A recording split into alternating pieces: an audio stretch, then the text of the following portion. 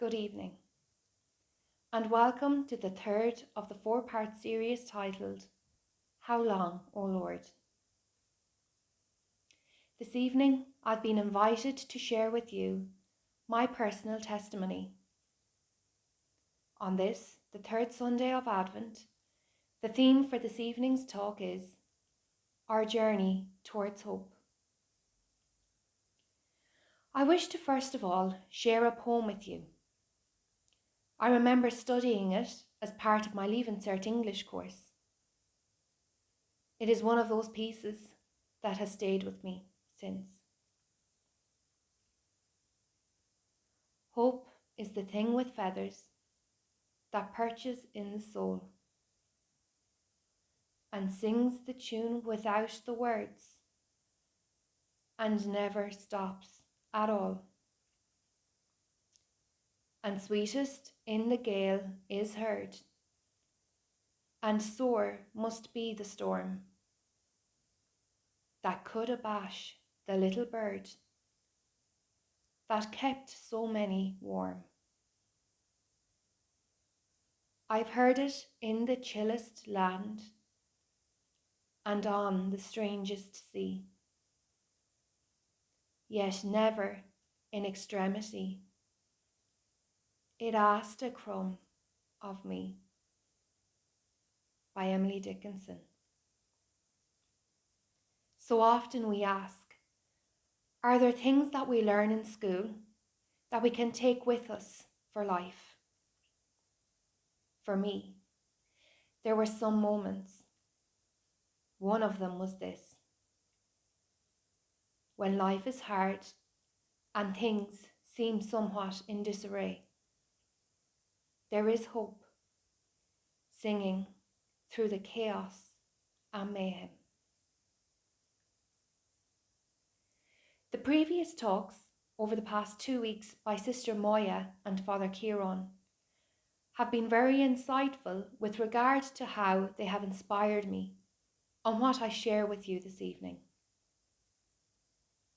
In particular, Father O'Carroll's talk on the importance of remember, reflect, reimagine, along with Sister Moya's input on the openness to the invitation of God in our hearts.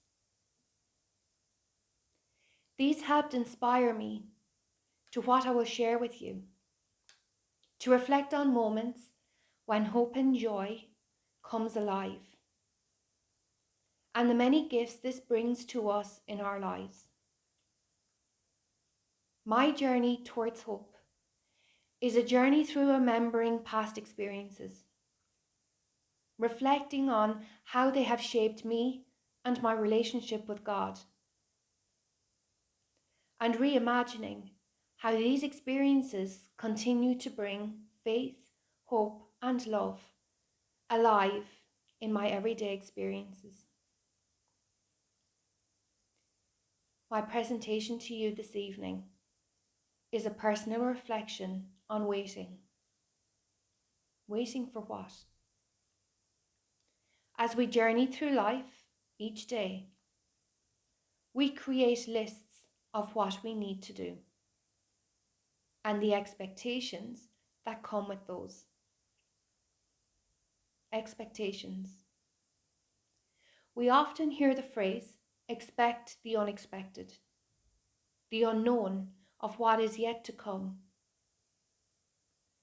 This can bring a mix of different emotions: anticipation, anxiety, excitement, hope. Waiting in hope. Hope presents itself in ways where the ordinary moments of our everyday experiences, upon reflection, make them extraordinary. It brings alive a deep experience of what each moment means to us as we reflect on what we value and treasure these moments in our hearts, like Mary did. This leads me to share with you one particular moment. where something that on the surface was quite ordinary, upon reflection, created a moment where what I expected was somewhat different to the experience. During my late teenage years and through my college years, I worked in a flower shop part-time to help sustain myself somewhat independently. There were 3 extremely busy times in the year: St. Valentine's Day in February, Mother's Day in March or early April, and of course Christmas in December. In the lead up to Christmas, about the 2 or 3 weeks beforehand, people are busy preparing to send gifts and well wishes for the season ahead, while also setting out to decorate their homes and churches. One particular Christmas, it was decided as a family that instead of spending Christmas Eve and Christmas Day at home as we usually would, we would travel to my grandmother's and spend it with her. This would mark a very different type of Christmas, where preparations in the house was drastically reduced and the pressure of trying to make something perfect in the midst of the busyness and exhaustion of working in the flower shop was greatly relieved. However, it must be noted that there was a sense of anxiety voiced after the decision was made by the younger generation that if boredom did set in, there would be no skybox to entertain us. There was only one TV that had an aerial for Irish TV channels, and no Xbox or PlayStation, as the TV was quite old and did not have the necessary connections to hook it all up, as it were. What if we were to get bored? Fast forward. As we travelled that Christmas Eve night, the hour journey to my grandmother's, the sense of peace and relief that firstly, the busyness had ended for another year, and secondly, the feeling that a very warm welcome was awaiting us, the warmth of the house, and the different kind of experience this Christmas would be. That Christmas Eve night, as we sat at midnight mass, which was at 10 p.m, I looked up to the crib which sat on a height to the left-hand side of the sanctuary. As the wind howled outside, I remember listening to the carols sung, the gospel narrative telling the story of a baby born in a stable, and the angel Gabriel appearing to the shepherds as they tended to their sheep. I remember being struck by how these were ordinary people, living ordinary lives, who were part of something much greater than they could ever have imagined. Their faith and trust in what they saw, in what they heard, in what they experienced that night over 2,000 years ago. Their experience upon reflection brought such joy and hope to their lives that a Saviour had been born, the Messiah, the chosen one sent by God, which meant that Emmanuel, God is with us. This experience in that moment, although what seems like a light bulb moment almost, brought about something I didn't expect. A lot of questions. At the time, I didn't understand why. But in time, I began to realize that it helped me delve deeper into what the true meaning of Christmas was for me. I had listened to the Christmas narrative many times before. I took part in the nativity plays that we had in primary school. But that night, it was like a seed was sown, and it longed to be nourished so that it would grow into something more, the roots of which were implanted in my heart. Not only was it in that moment during 10 p.m. Mass Christmas Eve night, it was something that was part of the whole experience that Christmas. Usually, my mother would shoulder most of the responsibility of cooking and preparing the dinner, with limited and perhaps sometimes unhelpful input from myself or my siblings at the time.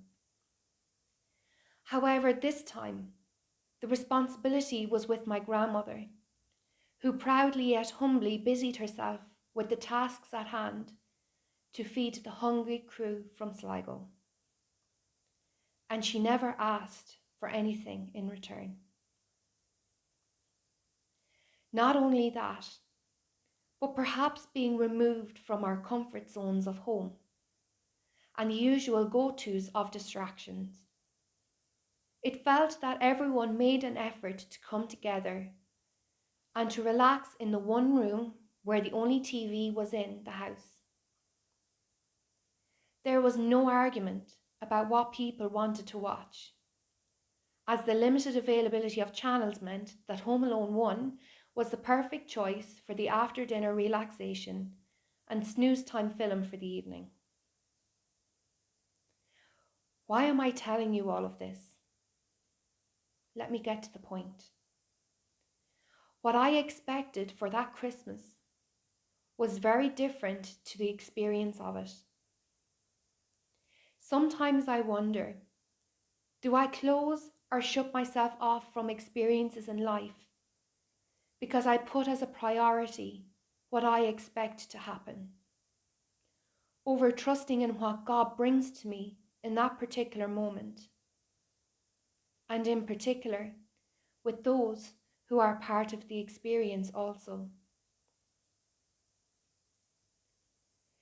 Sister Moria shared a very poignant quote that she shared 2 weeks ago. A quote from Pope Emeritus Benedict XVI, when she said, "Advent is concerned with that very connection between memory and hope, which is so necessary. Advent's intentions awaken the most profound and emotional memory within us, namely the memory of the God who became a child. This memory, when it comes alive in each of our hearts, brings hope. That Christmas experience many years ago, on that Christmas Eve night for me, something refocused the lens of my heart to see the true meaning of Christmas. It planted the seed of hope, peace, joy, and love, which reflect each of the themes of the 4 Sundays of Advent. Sometimes, though, when I reflect on the weeks prior to Christmas Day that year, I was so busy working, had my own thoughts and expectations of what Christmas would be like. It wasn't until my heart quietened and stilled that I listened with my heart rather than just my imagination, to experience something extraordinary in the ordinary things that we do, that our journey towards hope begins with one step as part of a gradual process that purchases itself in the soul.